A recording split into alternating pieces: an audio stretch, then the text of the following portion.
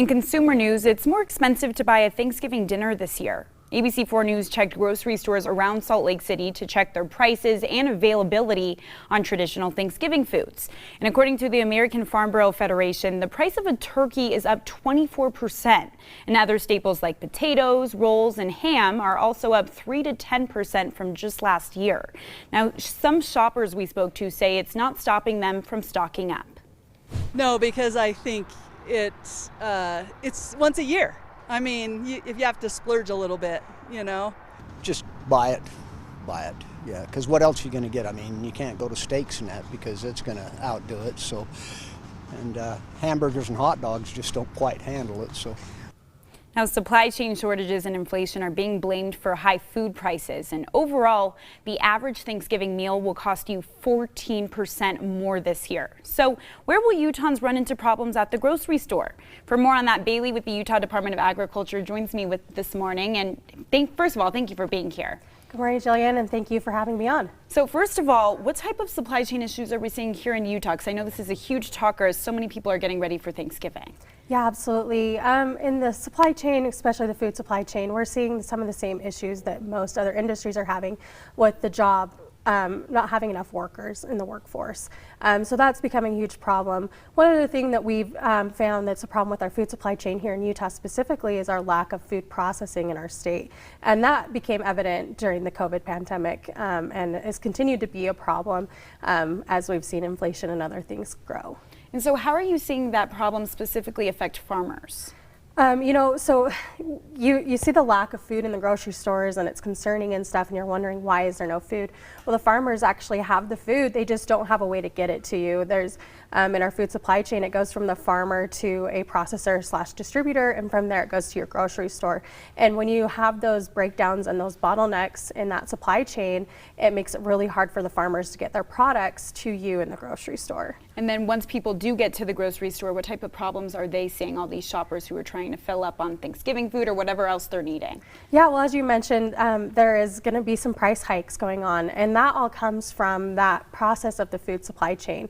As you go through that supply chain, there's costs added at each level. As you do more packaging, more processing to the food, that adds costs. And also transportation costs have gone up because of the price of fuel, and so that's adding to the cost. And a little unknown fact is that the farmers actually don't see that rate of return on their on the money that's added to those products. So what you're paying in the store actually isn't making it back to the farmer. They're what we call price takers rather than price makers, which just means that they don't get to set the price for their food. It goes up for what market value is available at that time, and then any prices added from there are strictly because of distributing or processing prices. So obviously it seems like there's kind of a ripple effect here, which is all the different factors that this plays a role in. Do you see an end in sight at all, or is this just going to continue? You know, these problems have been evident and have been growing, and it just have become bigger as the COVID-19 pandemic with inflation and everything else in the last couple of years. So we're trying to find solutions to try to help farmers, help them with more processing in our state to make it easier for them to get their food to the market, and also make it easier for and more affordable for Utahns to get their food at the grocery store. Absolutely, and if people are watching this morning, they're like, oh no, I still have to go grab all my items from the grocery store.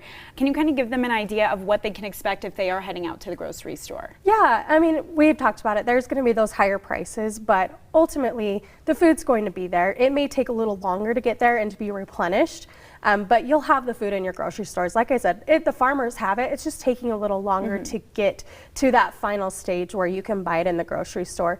So just, don't panic. Don't be hoarding.